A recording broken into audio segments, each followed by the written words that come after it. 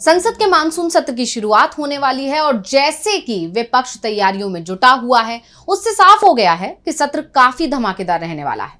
जैसे मोदी सरकार की नींद उड़ गई है और जब जब मोदी सरकार की नींद उड़ती है, वो ईडी के सहारे विपक्ष की नींद उड़ाने का प्लान बनाने लगती है।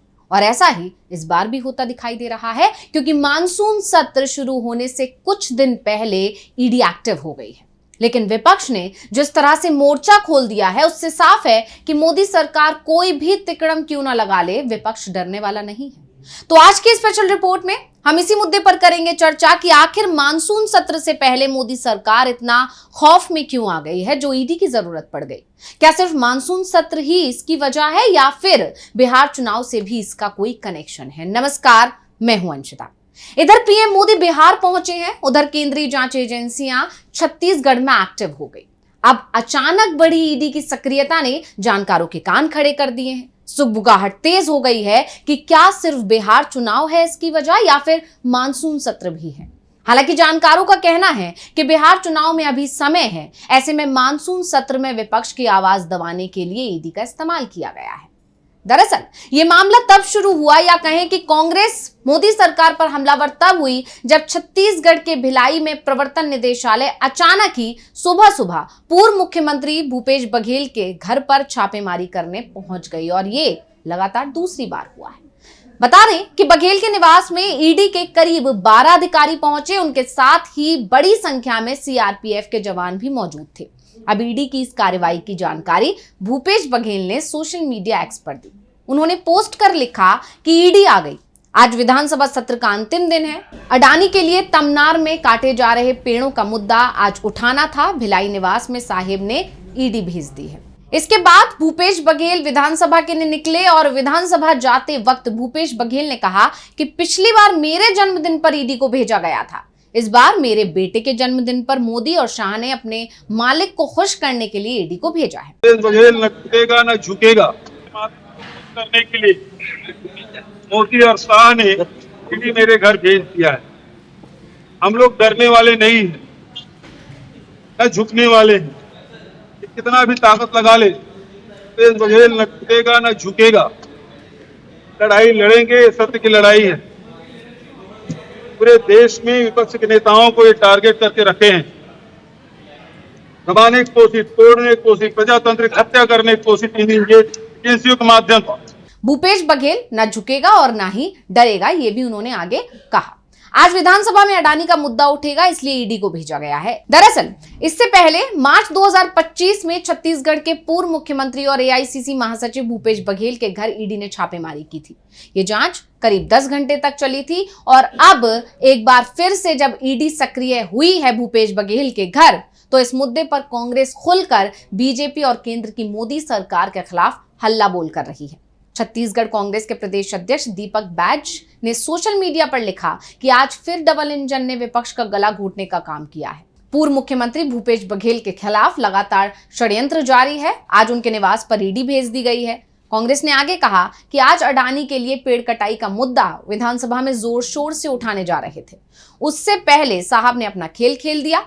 गजब की सेवादारी है। इसके अलावा छत्तीसगढ़ कांग्रेस के मीडिया प्रमुख सुशील आनंद शुक्ला ने भी एक बयान दिया। उन्होंने कहा कि आज विधानसभा में अडानी के लिए काटे जा रहे पेड़ों का मुद्दा उठाने वाले थे, इसलिए भूपेश बघेल के घर मोदी सरकार ने ईडी को भेज दिया। क्या कुछ बोले हैं, सुन लेते हैं। मोदी के मित्र अडानी के संगठित लूट के खिलाफ यदि कोई भी आवाज उठेगी तो केंद्रीय एजेंसियां वहां पहुंच जाएंगी छापेमारी करने के लिए। कुछ ऐसा ही आज छत्तीसगढ़ में हुआ है।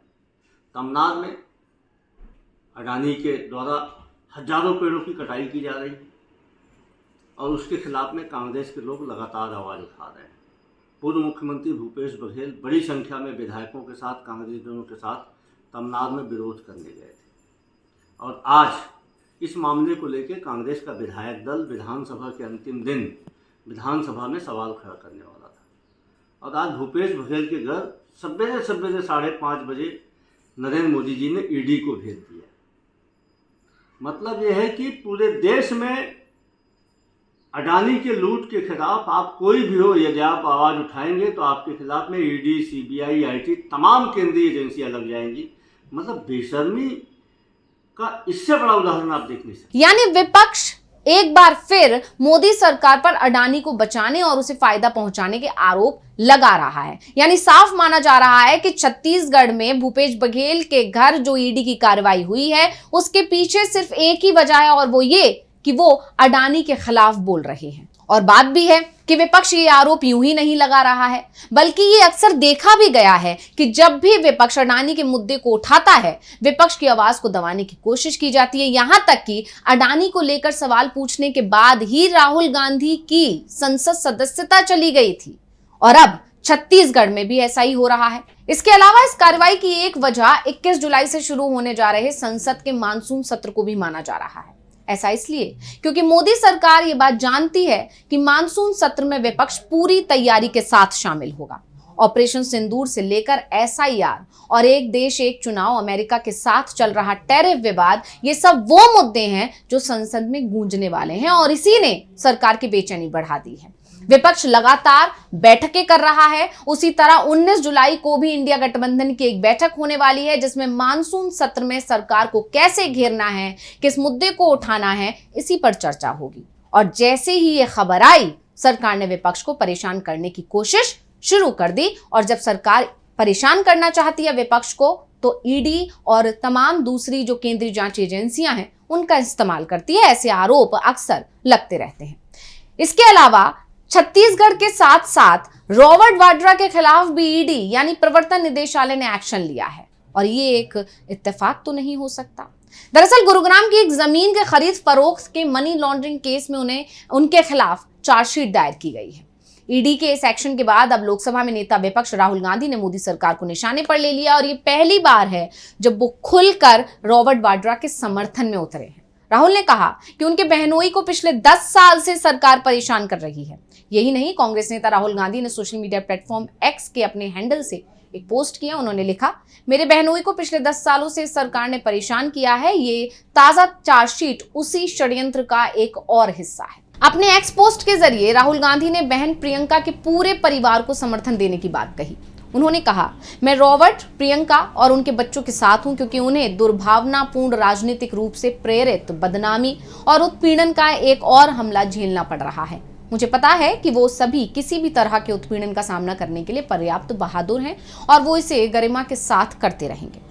अंततः सत्य की जीत होगी। अब ये तो समझ में आ गया कि कहीं ना कहीं मानसून सत्र में विपक्ष की आवाज दबाने के लिए या फिर विपक्ष का ध्यान इधर लगाने के लिए, यानी ईडी अगर सक्रिय होगी विपक्षी खेमे में तो जाहिर है कि विपक्षी नेताओं का ध्यान थोड़ा सा उधर की तरफ शिफ्ट हो जाए और जिन मुद्दों पर वो सरकार को घेरने की प्लानिंग कर रहा है या रणनीति बना रहा है उस पर वो फोकस नहीं कर पाएगा। ये तो एक बड़ी वजह हुई। इसके अलावा ईडी के सक्रिय होने की एक बड़ी वजह बिहार विधानसभा चुनाव को भी माना जा रहा है क्योंकि बिहार में कई मुद्दों पर सरकार घिरी हुई है और सिर्फ विपक्षी नहीं, जनता के निशाने पर भी सरकार आ गई है। खासकर राज्य की कानून व्यवस्था और एसआईआर का मुद्दा इस समय एनडीए सरकार के गले की फांस बना हुआ है।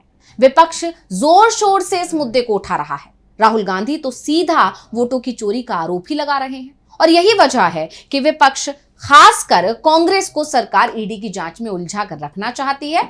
लेकिन कांग्रेस ने भी ठान लिया है कि सरकार उसकी आवाज दबाने के लिए कोई भी हथकंडा क्यों ना अपना ले, लेकिन वो यानी कि कांग्रेस शांत बैठने वाली नहीं है और इसी तरह इंडिया गठबंधन सरकार के खिलाफ अपनी आवाज उठाता रहेगा।